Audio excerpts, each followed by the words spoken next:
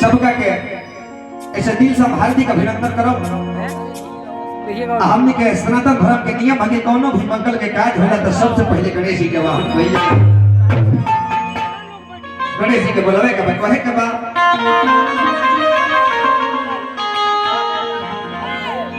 कि जय गणेश मंगल करना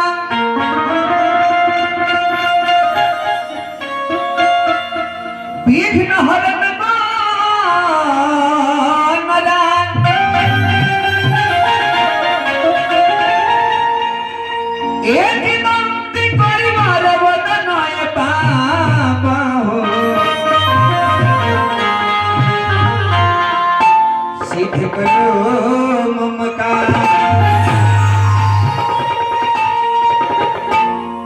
लड़का बाबा को बोलौले कहले कि बाबा आई आके है मंगल के बारिश बरसाई आई है मंच के रौनक बढ़ाई को हर तरह कैसे बड़ी सुंदर धुन लगता मास्टर कौन धुन हो का कहले कने एकरा लय के तोय बा कि जो ही आस कोइल बड़ो अरे गोदी में खेला के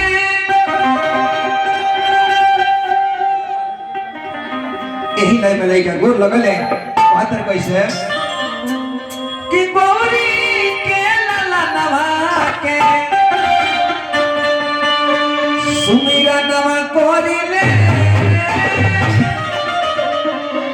दया के दर्शन देखाइए बाबा हमारे लजिया बचाइए बाबा। लड़का ही है भगवान गणेश के बुलाओ तेरे चल मास्टर म्यूजिक से बा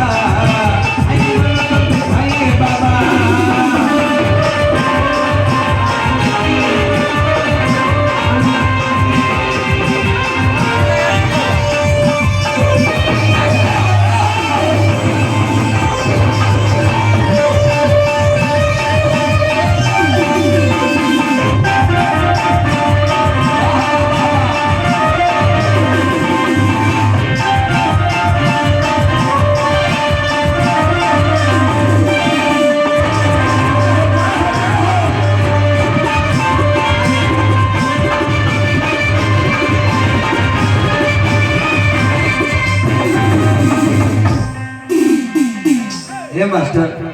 आई हमारा भावी मुखिया प्रत्याशी